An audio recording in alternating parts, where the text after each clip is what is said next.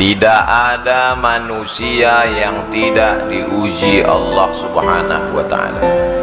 Ahasiban nasu ayyutraku ayyaqulu amanna. Apakah manusia itu menyangka dia dibiarkan begitu saja mengatakan kami beriman, wa hum la yuftanun, padahal iman mereka belum diuji.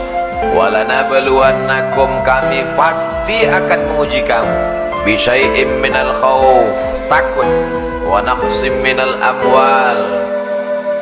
Walanabluwannakum bisyai'im minal khauf, takut, wal ju', lapar, wa naqsim minal amwal, kurang harta, wal anfus, sakit, was samarat, kering kerontang paceklik, wa basyiris sabirin, berikan kabar gembira kepada orang yang sabar. Siapa dia? Alladzina idza asabathum musibah qalu inna lillahi wa inna ilaihi. Salat sudah, puasa Senin Kamis sudah, sedekah sudah, wakaf sudah, infak sudah, ngaji sudah, kok kena musibah juga. Banyak anak-anak muda ketika sudah hijrah komplain ke ustadz. Ustadz, dulu saya ketika masih pacaran bisnis saya lancar, waktu masih nyabu hidup saya enak. Begitu hijrah dengar pengajian ustadz, datang ke masjid, sholat, keluar masjid sendal hilang. Pergi ke parkiran, helm kena hujan. Untuk apa Allah uji kita? Halaman 12 nomor 4. Musibah diberikan Allah untuk membuat hamba-hambanya tidak sombong, mau berserah diri dan minta tolong kepada Allah. Rumah besar, mobil besar, istri, kantong besar, tabungan besar, maka dia tidak lagi ada ketergantungan kepada Allah. Allah uji. Nabi Musa alaihissalam tinggalnya di istana Fir'aun, penuh. Akhirnya Allah buat skenario bagaimana supaya dia keluar dari istana Fir'aun. Ada dua orang yang sedang kelahi, dilerai, dipisah oleh Nabi Musa, ngotot juga, ditinju Nabi Musa, mati. Kebetulan yang mati ini adalah rakyatnya Fir'aun. Ngamuk, terusir. Di saat terusir dia ingat kepada Allah. Nabi tidak pernah lupa pada Allah. Sedangkan Nabi saja pun diuji Allah, apalagi kita yang tidak ada apa-apanya dibandingkan dengan Nabi.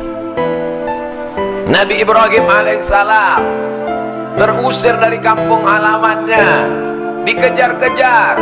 Dia masuk ke dalam tempat ibadah kafir musyrik, dihancurkan berhala-berhala, mereka kejar, dinyalakan api unggun oleh Namrus, harriquhu, bakar dia. Api yang tabiatnya membakar, menghancurkan, merubah materi jadi debu, tak tersisa. Tapi di situ turun pertolongan Allah. Ya naru kuni bardan wasalaman ala Ibrahim. Wahai api, sejuklah engkau, selamat engkau. Ketika kita sedang diuji Allah, dunia terasa sempit. Yang dulu banyak kawan berubah menjadi lawan. Yang dulu teman cerita sekarang sudah tidak mau. Bawaannya curiga. Bersandar kepada manusia akan binasa, bersandar kepada jabatan akan sirna, bersandar kepada harta akan hilang. Di saat itulah kita mengangkat tangan berkata yang besar hanya Allah. Allahu Akbar. Salat kita jadi lebih khusyuk. Wa ma min dabbatin fil ardi, tidak ada satupun makhluk yang melata berjalan di atas muka bumi ini illa 'ala Allah rizquha. Rezekinya sudah dijamin Allah Subhanahu wa ta'ala. Hanya saja datang cemas, datang ragu, datang ngeri, datang galau, sempit pikiran. Kalau mindset otak kita sempit, hati kita susah, jantung koroner datang. Jadi apa yang bisa menenangkan hati ini?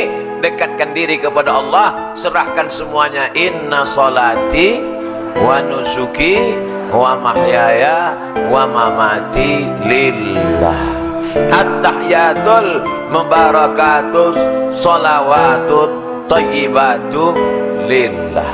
Assalamualaikum warahmatullahi wabarakatuh. La ilaha illallah lahu la syarikalah, lahul mulku walahul hamdu yuhyi wa yumit wa huwa ala kulli syai'in qadir. Serahkan pada Allah. Kelompok A, kelompok B. Yang kelompok A sholat, orangnya baik, zikir, nggak dapat ikan. Yang kelompok B nggak sholat, mabuk, minum khamar, ikannya banyak. Kata yang kelompok A, Tuhan nggak adil. Kita yang sholat kok nggak dapat ikan, mereka nggak sholat. Dia lupa bahwa yang sholat diuji kesabarannya, sedangkan yang tidak sholat sedang dipermainkan dengan Pak Ustadz, dulu saya sebelum hijrah bisnis saya lancar-lancar aja. Sekarang setelah hijrah ini sulit, susah. Dulu diuji dengan harta, kau tidak lulus.